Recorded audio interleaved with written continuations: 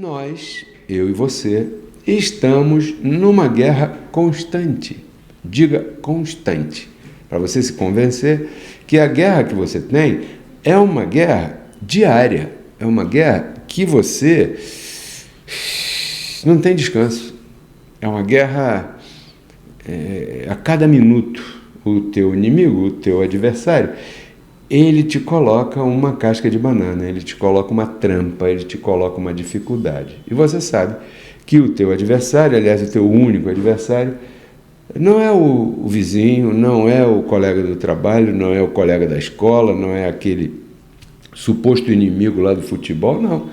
O teu adversário é você, é a tua própria carne, é a tua identidade humana, a tua identidade carnal. Essa identidade ela é caída, é uma identidade que Paulo chama de vaso de barro, Paulo chama de o homem exterior. Paulo diz que ele se deteriora com o passar do tempo, a cada dia ele vai se deteriorando mais e mais. Porém, a cada dia ele está te colocando uma armadilha, ele está colocando uma trampa na tua frente, ele está colocando uma dificuldade na tua frente. E ele usa as armas que ele tem, que são as situações carnais que a gente intitulou, biblicamente falando, de tribulações.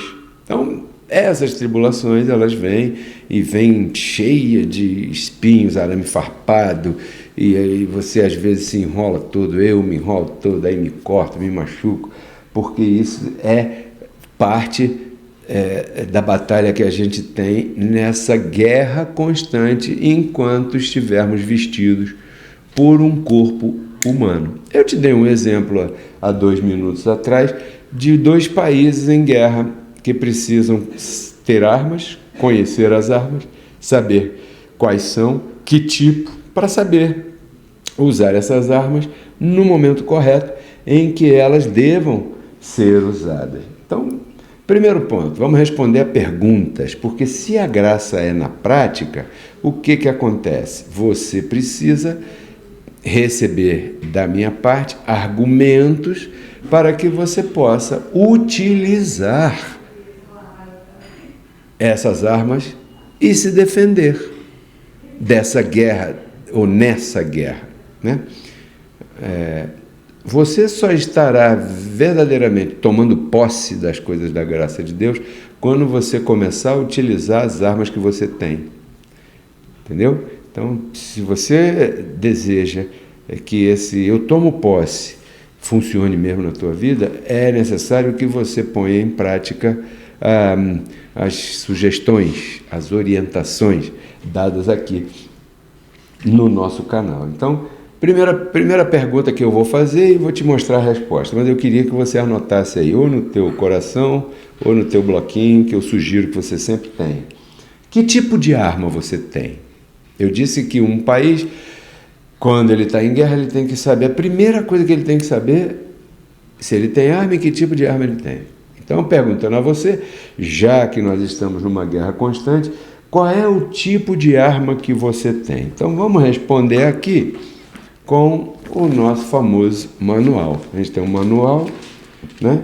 E esse manual tem aqui umas paradas bem sinistras para você se alimentar. Em Efésios capítulo 6, né? Verso 13,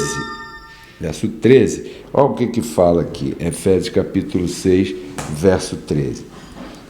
Portanto, tomai toda a armadura de Deus para que possais resistir no dia mau.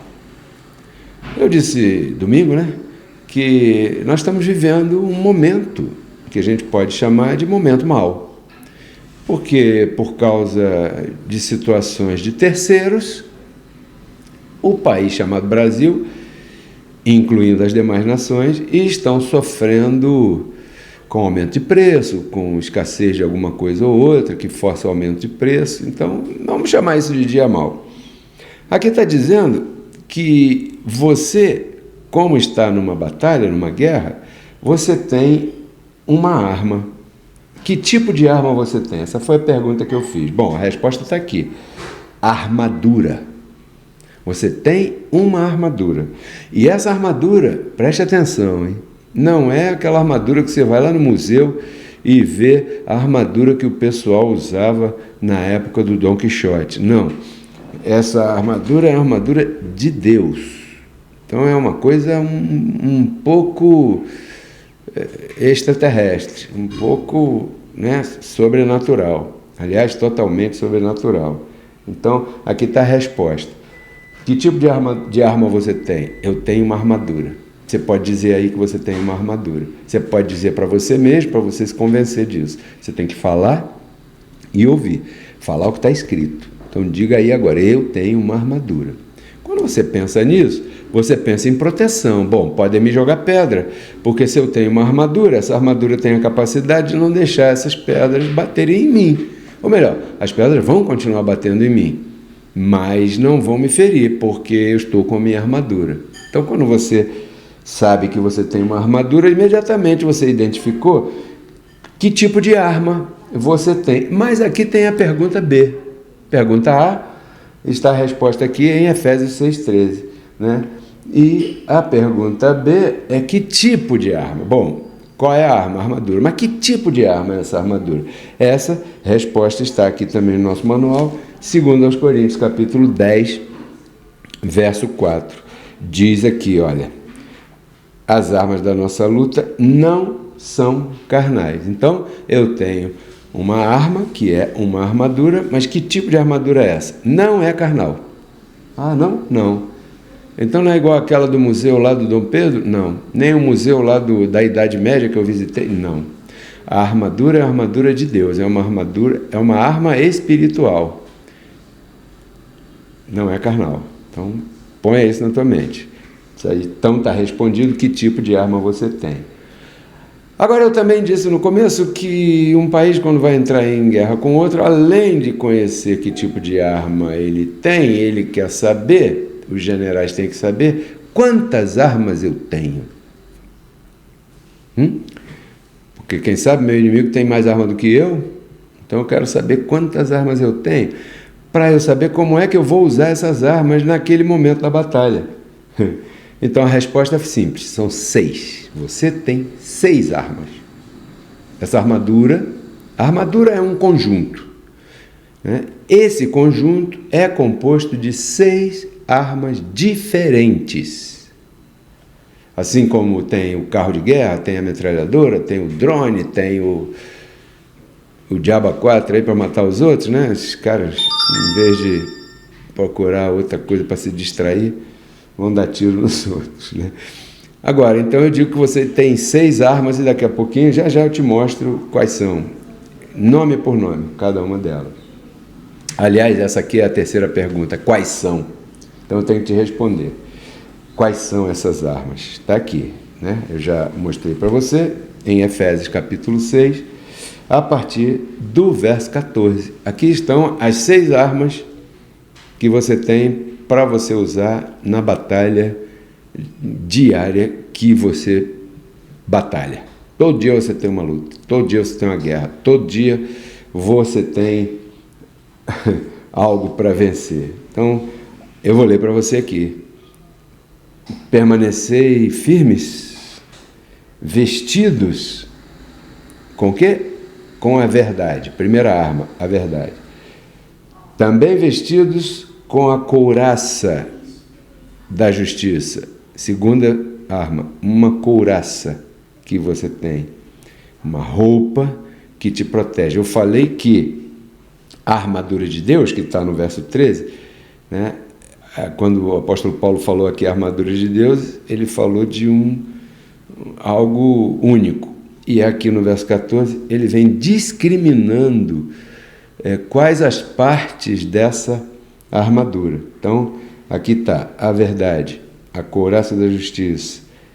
Aí o verso 15 diz, as botas, que são os pés calçados na preparação do evangelho da paz, ou seja, no conhecimento, preparado, que você seja uma pessoa que quando você encontre o teu adversário de frente, você esteja calçado, que ele não te pegue desprevenido. Essas botas aqui simbolizam isso, que você esteja prevenido. As obras da carne são conhecidas. Então, não se engane com elas. Não se assuste quando ela gritar, porque as obras dela são conhecidas, manifestas. Então você deve estar prevenido com o Evangelho da paz. Graça é paz, diz a Edilene, abençoada nossa irmã que nos acompanha aqui, que nos ajuda aqui no canal, né?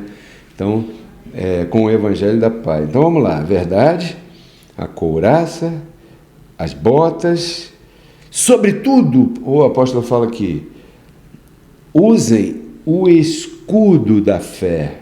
Então tem um escudo. Quando você ouve falar em escudo, é algo que você levanta e esconde o quê? E protege o quê? A cabeça. Você já reparou? Que sempre os lutadores que usam escudo, eles estão sempre protegendo a cabeça, né? E você já sabe por quê. O escudo da fé, com que possais apagar todos os dardos de fogo do maligno, ou seja, da tua carne. E usem o capacete da salvação. Onde usa o capacete? Na cabeça, na mente, na cabeça. Capacete da salvação. E a espada do Espírito. Onde é que se usa uma espada? Bom, se você estiver falando Dom Quixote, você está falando de alguém que usa a espada com a mão, mas aqui não estamos falando de Dom Quixote, porque aqui, ó, a espada do Espírito, que é a palavra de Deus. Então, aqui estão as 6 armas que você tem. A verdade, uma couraça, umas botas, um escudo, um capacete e uma espada. 1, 2, 3, 4, 5, 6. Verdade, couraça, botas, escudo, capacete e espada. Então, quando você pensa em armadura, você pensa num vestuário, né? Em algo que você vai vestir e vai proteger braço, vai proteger as pernas, o peito, a cabeça, né? Os olhos e tal. Mas se você parou para prestar atenção, todas essas armas, essas 6 aqui que a gente está compartilhando, comentando aqui, né? Elas não funcionam com as mãos, nem com os pés, nem com o peito, nem nada. Elas funcionam na mente. Note bem o que o apóstolo Paulo falou nesse último versinho, pedacinho que eu li. Tomai a espada do Espírito, que é a palavra da graça. E onde é que tem que habitar a palavra da graça para você poder se defender? Na mente. Não adianta nada. Não, tá carregando a espada, varão? Eles dizem aí no sistema religioso, né? Tá aqui a espada e tal. Mas ele não sabe o que significa Hebreus capítulo 2, verso 14, por exemplo. Então, a espada tem que estar aqui. E não na mão somente. Muito bom ele ter a Bíblia. E ler, e contar a história da Bíblia. Pô, bacana e tal. Mas a espada não é a Bíblia. A espada é de Romanos a Hebreus. É o conhecimento do que está escrito ali que é capaz de te ajudar a reinar em vida. É uma espada com a qual você vai cortando essas setas aí da carne, né? Que Paulo ali usou a expressão do maligno. E muita gente que se confunde pensando que, não, Paulo está falando, tá vendo? É o diabo. Que diabo nada? O maligno é a carne. Agora, essa foi a parte A. E a B, a parte A foi o seguinte: quando você vê a armadura, você pensa em braços, luta, pá e tal. Não. Isso é tudo na mente, né? Esse é o desenvolvimento A. E o desenvolvimento B é o seguinte: isso aqui é que eu quero que você receba aí com todo carinho.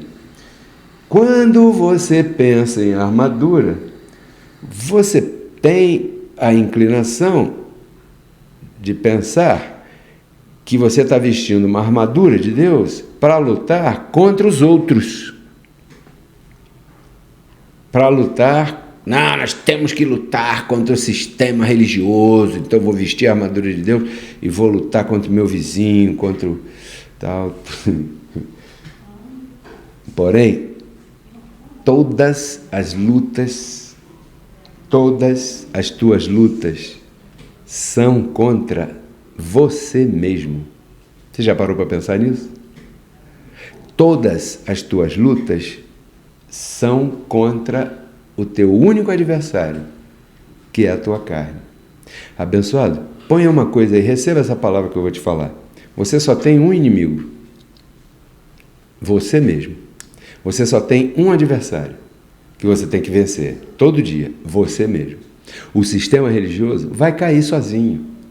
Porque cada vez que você exerce domínio próprio e explana e expõe, você arrisca alcançar alguém. Quando você alcança alguém, né, o próprio Cristo ilumina essa pessoa naquele momento ou não, ilumina os olhos do entendimento daquela pessoa. E dessa maneira é menos um enganado pelo sistema religioso. É melhor você batalhar contra você mesmo e com a tua pregação, com a tua vida, você tratar de alcançar aqueles que te rodeiam. Isso é muito mais vantajoso, muito mais inteligente e muito mais rápido do que você pegar um microfone e sair gritando, chamando todo mundo de cão, porque Paulo chamou de cão, todo mundo de vomitar-te-ei, todo mundo de safado, de ladrão, porque pede dízimo. Isso não funciona não, abençoado. Aqui está uma pessoa que já fez isso. Você sabia que eu tenho um inquérito policial colocado pela Arquidiocese do Rio de Janeiro contra Pedro Kelly? Você não sabia, né?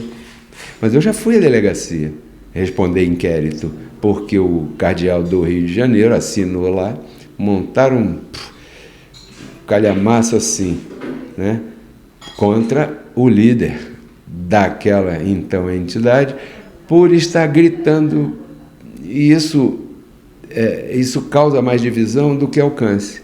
Então, eu tenho certeza que esses que gritam aí contra os líderes do sistema religioso nunca foram a uma delegacia responder o inquérito contra a Igreja Católica, ou melhor, que a Igreja Católica tenha colocado contra você.